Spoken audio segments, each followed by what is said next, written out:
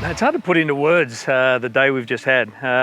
Over here in Lesotho, a landlocked kingdom in South Africa. Well, obviously this place is famed for the Roof of Africa race, part of the World Hard Enduro Championship. It has been for many years, and it's just an iconic race, but you know, the terrain out here is something super special. So 130 kilometres, here to test the 2024 KTM Enduro range, which you know, a lot of you will have probably heard by now with the information coming out about it, that it's an all-new generation bike. So, which is kind of an understatement, right? So, you know, 95% of new parts on these bikes, you know, so we knew it was coming. You know, with the 2023 motocross bike from KTM a year ago, a completely new platform, we knew that these Enduro bikes were going to be based off those. Testing 7 bikes, you know, on a day-to-day, like where we were clambering up some of the most radical kind of technical stuff on earth, it's not easy. It's going to be really difficult to give sort of feedback and sort of capture the experience we had today and give you an insight into each bike. So I thought probably the most important thing is really, let's put these kind of things in context, you know, like their new generation, yes, but in the scheme of things, how big a new generation are they? And then I guess sort of take some of the big takeout points that I took out, some of the, you know, the advancements that stood out for me across both 2 and 4-stroke range today. So look, if you look at these things, you know, like, let's not go back, you know, we go back to first PDS in 1998, first electric start on KTM 1999, you know, but I guess in more sort of recent, you know, new generation times, you know, 2012 was your big, you know, your big change. I mean, remember that was when KTM brought in the, you know, the fuel injection, the 350, the DDS clutch, you know, there was complete new bodywork. There was a sweeping, it was almost unheard of, you know. Then in 2017, the next big one, huge changes to the rotating masses, again, bodywork, introduction of the Explore suspension, you know, both fork and shock. You know, 2 strokes, got the counterbalancer engine. So that was landmark. But these things are legit. These are new gen. And I would argue, in the context of all that stuff I've just talked about, that these 2024 KTM models are probably the most significant upgrade on the market. So, as I said there, I mean, there is so much to talk about with these bikes, and I hope you forgive me for throwing on the old man glasses. And I made a couple of notes because, you know, I think the things that, you know, really stand out are worth talking about. Rather than going through each model, each of the 7 models, I want to jump on each of the things that, you know, say 4 or 5 things that really jumped out at me. And I think obviously suspension. You look at these bikes, if you were to talk to a KTM dealer, what's the one thing that you know, rightly or wrongly, these bikes have been accused of being missing? It's been an oversight, it's been, oh, the competition's moving ahead. You know, a lot of dealers have had to upsell. So an open cartridge fork with the Explore fork since 2017. So there is no doubt that the new closed cartridge fork, which we saw a few weeks ago come out on the cross-country bikes from KTM, that this is going to sort of steal the headlines for what this new range of bike's about. And quite rightly, right? Because the way your motorcycle absorbs, processes any obstacle, the fork is the first thing to hit it. It sets the tone for how the rest of the bike's going to perform. So there's quite a few brands there that is up-spec bike have got a closed cartridge Kayaba fork. Suddenly this thing now is on par with that. Feels like that, it's a firmer ride. You know, I guess there's probably going to be a few trail riders out there who are going to be like, whoa, it's not quite as beginning for me. But you know, KTM is ready to race. In a lot of ways, you could kind of argue that this thing's overdue because some of their rivals have had it. So closed cartridge fork, it is firm, it's got a firmer ride, but it loves to be thrown into things. And you know, combined with the frame, which we'll get onto shortly, creates a really confidence-inspiring ride. So we're going to talk a lot more about the fork in the coming weeks. But I think also, let's not overlook the shock, the PDS shock. You know, it's a signature for KTM, but that actually had some really big changes this year. You know, so the shock, shorter, got the same travel. It's got 2 new bearings either side. It's got the hand clickers. You know, that's actually on fork and shock.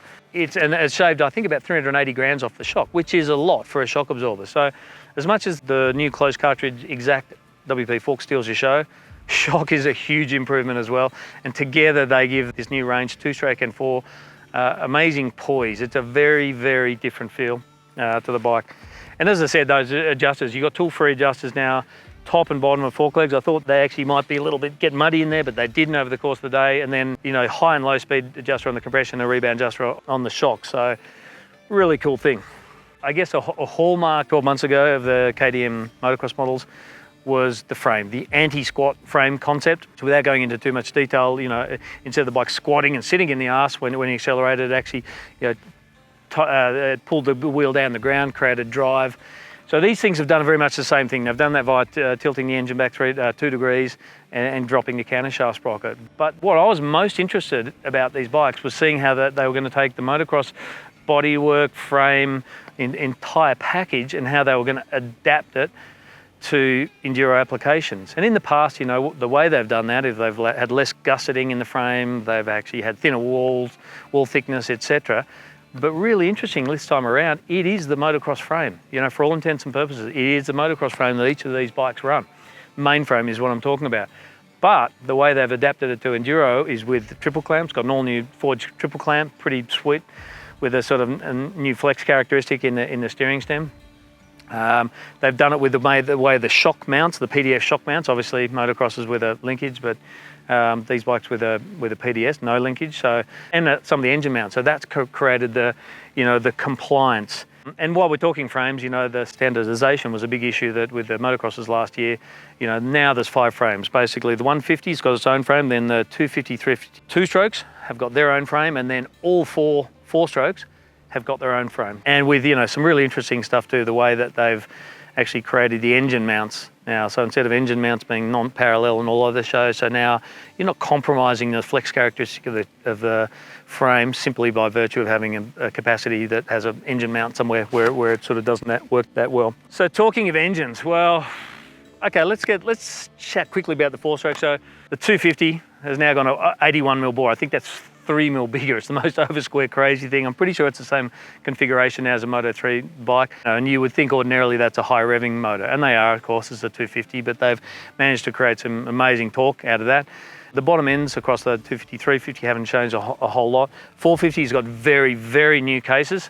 So there's huge changes there. And then there's been consistent transmissions, I think, across all models except the 150. Same transmission, but then there's some differences in the primary gear and secondary gearing. Again, back to that standardization, whereas KTM are not only saving costs, but they're optimizing, you know, what they're fitting to these bikes. But I would have to say that the most significant, you know, and there's been a lot of song and dance about it, and quite rightly so. The TPIs, you know, the transfer port injection on these 2-strokes, you know, for years, in spite of having some little idiosyncrasies, they've been really big sellers. The 300 TPI EXE has been the biggest seller in Australia and in a lot of countries around the world. But now with a throttle body injection, not only that, like there's a dual injector either side of the butterfly, which is pretty tech, but the electronic power valve and the mechanism that they've got that with the electronic power valve, so it changes the exhaust port and the auxiliary ports, is something pretty special. So, you know, I would think if you had to look at these range of bikes, obviously they're all new, but that development, the advancement that's allowed, the 150, 250 and 300 2-stroke machines is probably the most significant one that there is. There is so much stuff about these bikes, it's really hard to capture it, but you'd have to say that what they've done with the electronics is incredible. Okay, first time the 4-strokes get a quick shifter for the first time. We saw that in the motocross bikes last year. Some people like it, some people don't. It's questionable whether it's applications in off-road, but hey, it's there as an option. You can turn it on and off. The headlight, LED, 3 times as powerful. It's crazy, it almost blinds you. You know, that's a great thing. You know, you have map switches now with the traction control. Oh, and obviously the rollover sensor, again, they brought that out in the motocrosser. But you may have seen some pictures of underneath the seat, they've got an off-road control unit. And my understanding of it does away with fuses and relay switches. So essentially what it does is it's a really good mechanism way to troubleshoot what's up with your bike. So you blow your radiator fan, it will come up, you know, there's a bunch of green buttons, it will come up, red button, it'll isolate that, fix a thing, it'll be back online. So that's huge. And when you look under the seat, just the where they've got to in terms of bringing the componentry spec and there's the polish and the finish, that electronics is something that really jumped out at me. And then the componentry, you know, really when you look at the bikes, you know, you've got your Brembo clutch and brake lever up on the bars, and that's about the only 5% of the things that have stayed the same. Everything else on these bikes, you know, are different. So, but you know, just literally from the switch blocks, there's a new all forged side stand, which is a big step forward. You know, the gripper seat, some of the textures on the thing, you know, again, a lot of the stuff that we sort of saw on those motocross bikes a year ago. And, you know, once again, the airbox, you know, KTM set the standard for the idiot-proof airbox, changing your air filter. That's better once again. So as I said, it's very, very difficult to to encapsulate what these things are. They're a huge step forward. I think that it's it plays into KTM's Ready to Race slogan, particularly with the fork. So.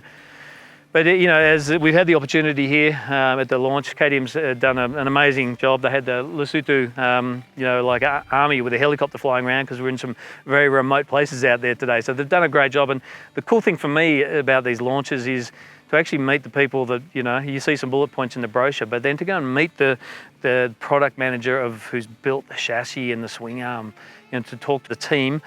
And the team leader behind the engines, and particularly behind the new WP suspension. So in the coming weeks, we're going to have some Q&As with those guys, really interesting insight into, not just here's the advancements, here's how they're better, the process of doing that, and sort of how all those elements, combine to work harmoniously. And we're really looking forward to, spending a lot more time with these things over the, over the next 12 months. But, you got to hand it to KTM. It's not just new gen, it's landmark, and it's something that they, the whole model range is something they should be very, very proud of.